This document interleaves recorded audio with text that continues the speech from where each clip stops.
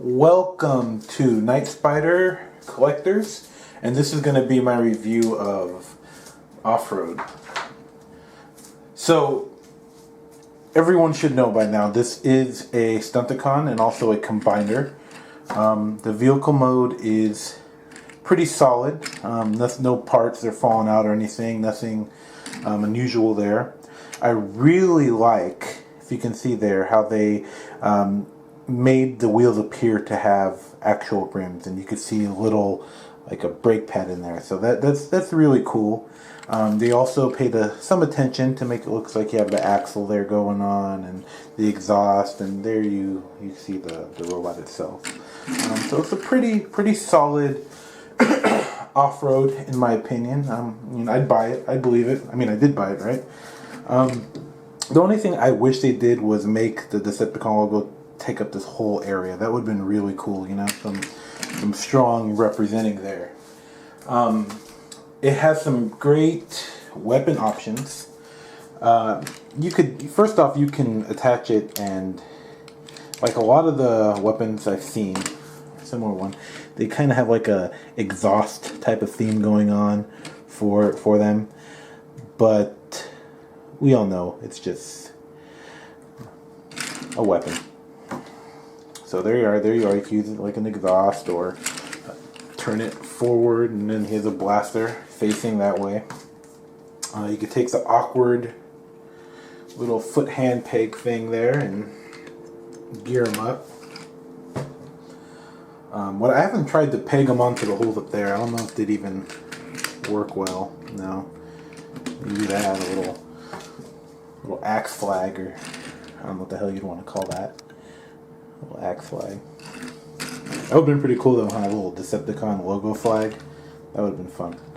Anyway, so we're going to transform him, and you can see how they're really simple, and that's what is brilliant about the Combiner Wars. They're simple. Well, for starters, they're not like 80 or 100 bucks, and you know, they're pretty straightforward. So, pop the arms out. Open the hood. Turn the head around. Already like a little midget version. I'm halfway there. Bam. Now the legs unfold just like a lot of the aerial bots. Then you just take them back in there. Give them something. You want them to be like a little runt of the Stunticons. And there you have it. There he is, in all his glory. I really like the color, the turquoise. That's one of my personal favorite colors, but hell, I'm gonna favor it right now and be biased. I like the face.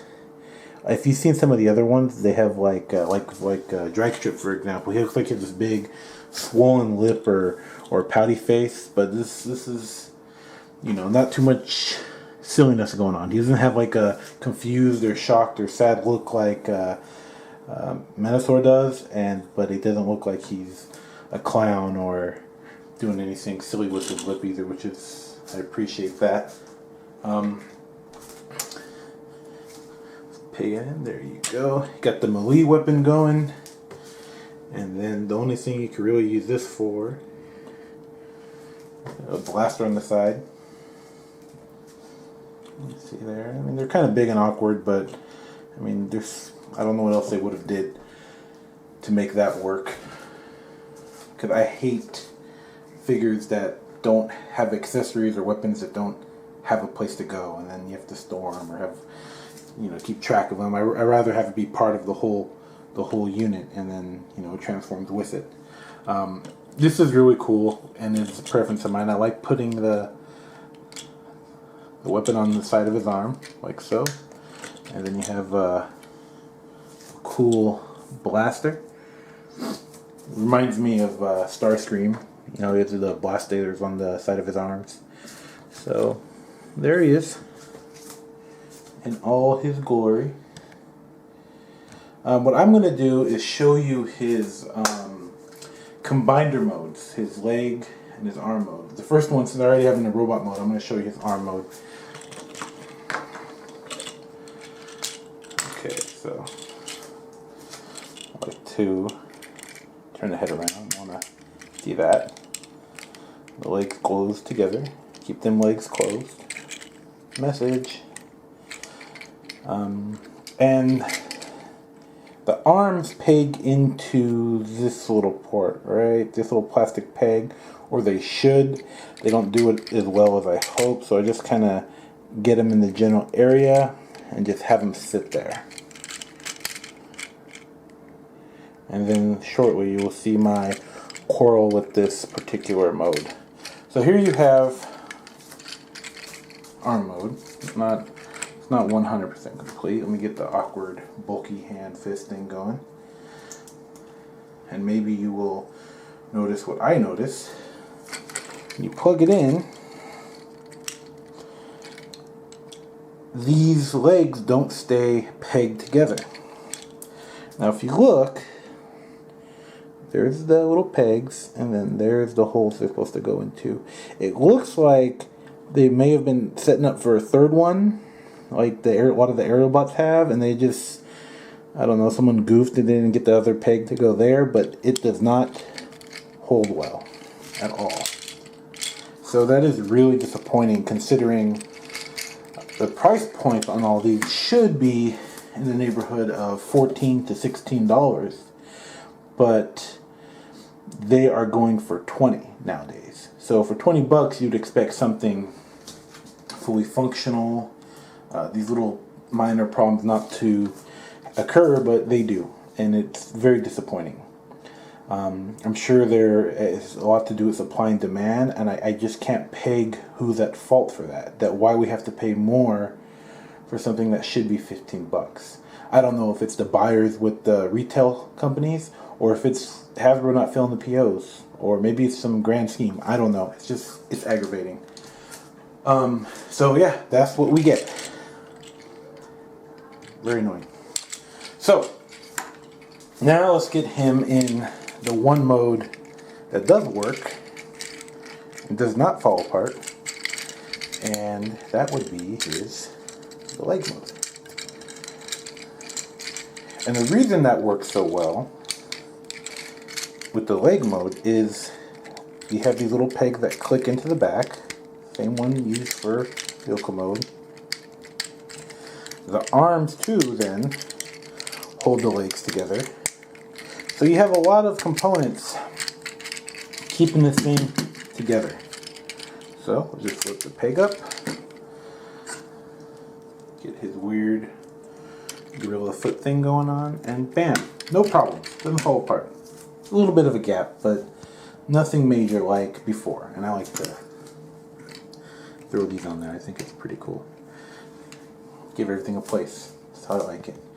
Now, a lot of people might say, and I might get flack for this, but I don't care, is that, well, he's supposed to be a leg. Who cares about the hand mode? I care about the hand mode because it's supposed to do multiple things, which I paid for. The other thing is a lot of people, it's almost like a religion or something with the Transformer purists, they call themselves, which I've collected Transformers since I was born, but I consider myself more progressive, is they should be versatile. That's what makes this series brilliant, is the versatility of it all, the simplicity of it all.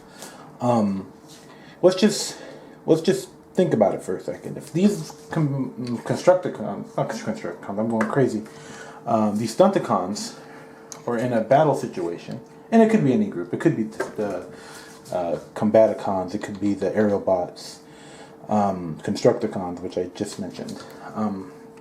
The Constructicons are different because they're like a 6-team thing, and 2 people make the torso, so it kind of, I can see where they're limited. But for the 5-team combiners, they should have that versatility, because the battlefield, without sounding so dramatic, this isn't real world, but let's think about it for a second. If they're in a battle and they have some, need to combine urgently, or they're losing the fight and they need to make it happen, they may not always be able to get to that right spot. Like I need to be the leg, or I need to be the arm only. They may need to go together quickly and need to be battle ready at all times to be versatile. So if you stop and think about it, you'd be like, okay, that makes sense why they would be able to do both. Because if they just stick to one, they may be in a situation that's no bueno. Anyway, so these are my thoughts on this. I want to know, leave comments, message me. Did I get a defective unit? Is this a universal problem?